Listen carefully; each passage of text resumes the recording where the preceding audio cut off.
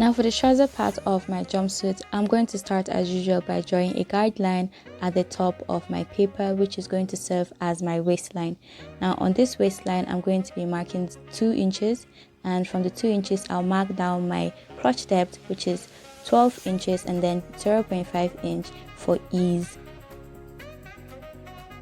I'll then mark the 2 inches again on the crotch depth, and I'll connect that with the point on the waistline.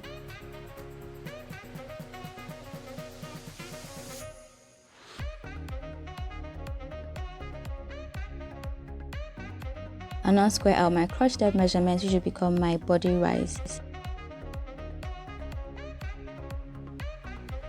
Now for my hip line, I'll be marking 9 inches downwards from my waistline, and then I'll square out.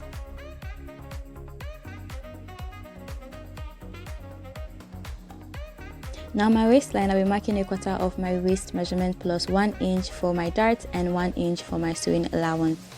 And on my hip line, I'm going to be marking 1/4 of my hip measurement plus 0.5 inch for ease and 1 inch for my sewing allowance. The same measurement that I have on my hip line, I'll be transferring to my body rise.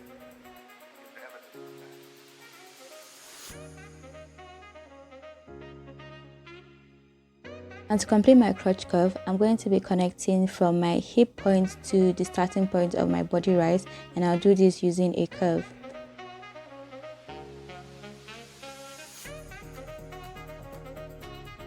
For my waistline, I'll be marking 0.5 inch downwards, which I'll later connect to my side seam. My trouser dart, I'm going to be dividing the cotton waist measurement by 2, and I'm going to mark it on the waistline and on the hip line. Draw a straight line that will connect from the waistline to the hip line, and then I'll mark my dart depth, which is 5 inches, and 0.5 inch on both sides of the dart line on the waistline to connect to the dart head point. To connect the 0.5 inch depth that I have on my waistline, I'm going to fold my dart in, and using my curve, I'll connect from the 0.5 inch to the side seam.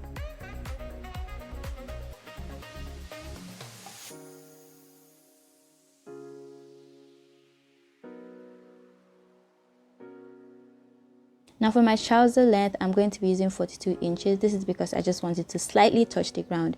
In a situation where you don't have the trouser measurement, you only have your full jumpsuit measurement, just subtract your back length measurement from the jumpsuit measurement, and then use what is left for your trouser.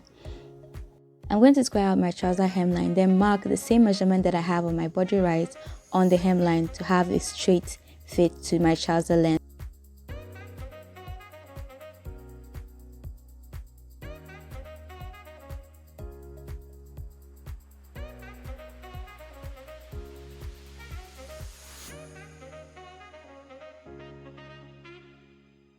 For my inseam, I'm going to extend my crotch depth line to my hemline. And then from my crotch curve, I'm going to complete my inseam by connecting with a curved line.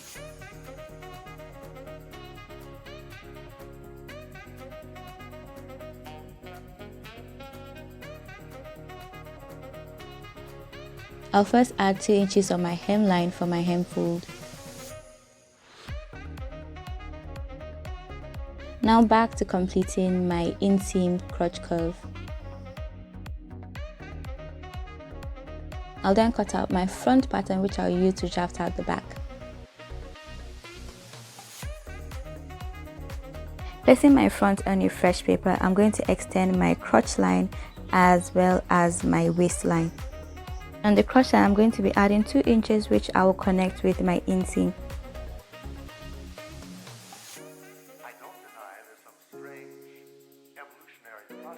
On my waistline, I'm going to be marking inwards by 1.5 inch, which I'll also square up by 1.5 inch.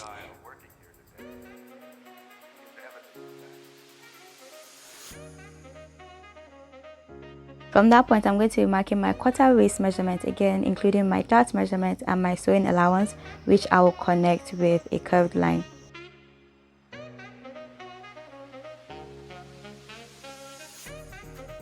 On the hip line, I'm going to be marking 1 inch on my side seam as well as the body rise. This will add back any measurement that has been taken out as a result of the new crotch curve. I'll also add 1 inch on my hemline to complete my back side seam.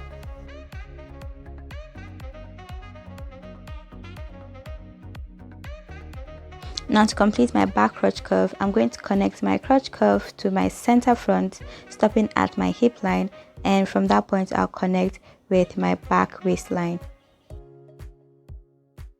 For my back dart, I'm going to mark half of my quarter waist measurement, which is going to be parallel to my crotch line, and then I'll square down, marking my back dart depth at 5.5 inches, 0.05 on both sides of the dart line, and then connect to my dart head point.